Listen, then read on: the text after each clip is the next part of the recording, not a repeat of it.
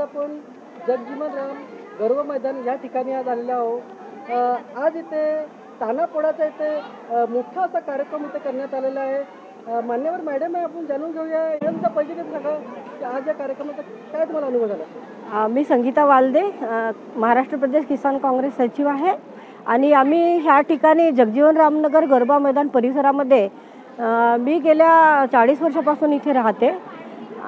आमचं घर 60 वर्षापासून या ठिकाणी आहे आणि ह्या एरियामध्ये मला वाटते 30-35 वर्ष झाले पोळ्याचा कार्यक्रम होतो आणि मोठ्या संख्येने थाटामाटात सजून मुलं येतात आणि घरचे मंडळीसुद्धा त्यांना उत्साहामध्ये तयार करून ह्या ठिकाणी आणतात। तान्यापोळ्याचा सण खूप मोठ्या प्रमाणामध्ये आमच्या म्हणजे या ठिकाणी मोठा उत्सव मानला जातो।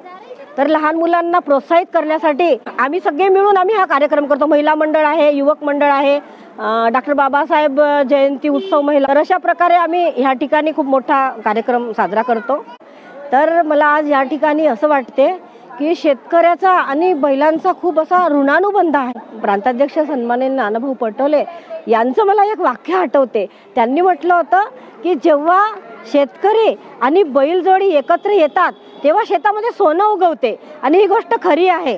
तर जेव्हा शेतकरी आणि बैलजोडी एकत्र सोनं उगवते तेव्हा आपल्याला खायला मिळते आणि आज 70% देशामध्ये शेतकरी वर्ग आहे आणि त्या शेतकरी त्या राजामुळे आपण आज सुखी संपन्न आहोत, पूर्ण देश संपन्न आहे। तर काल मोठा पोळा झाला आणि आपण आज हा लहान पोळा या ठिकाणी साजरा केला। तर सगळ्या लहान बालकांचे मी कौतुक करते आणि त्यांना अभिनंदन देते।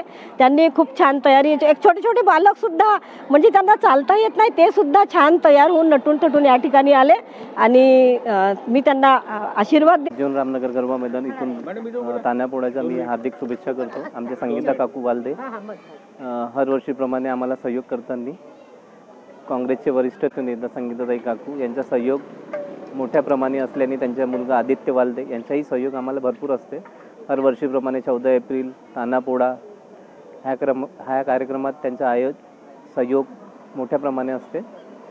आपल्याकडे मान्यवर मॅडम आहे, आपण जाणून घेऊया आज या कार्यक्रमामध्ये त्यांनी सहभाग घेतला। मॅडम तुमचा परिचय सांगा, या कार्यक्रमामध्ये तुम्हाला काय अनुभव झाला। मी जगजीवनरामनगर गरबा मैदानची अंगणवाडी सेविका श्यामलता गोसावी आहे। ह्याच एरियात माझा जन्म पण झाला, मी इथेच राहते। ह्या माझ्या वहिनी पण आहेत, माझ्या ताई पण आहेत। लहानपणापासून आम्ही यांना पाहून आहोत। समाजकार्य करतात आणि हर वेळेस कोणते पण कार्यक्रम राहो इथे आपल्याला हर वेळेस जास्तीत जास्त चांगला प्रतिसाद देतात। जिथं तानापोळा राहो की मग 14 एप्रिल राहो की बुद्ध जयंती राहो या इतर लोकांचे अजून वेगळे वेगळे सण येतात तेव्हा पण ते त्यांना प्रतिसाद देतात। आणि आज ते तर मोठ्या संख्येने सगळे महिला उपस्थिती होते, लहान मुलं मुली उपस्थिती होते, त्यांना पण त्यांनी मिठाई वाटली आणि त्यांना पण खुश करून टाकले लहान लहान मुलांना। एवढं बोलून मी माझे 2 शब्द संपवते।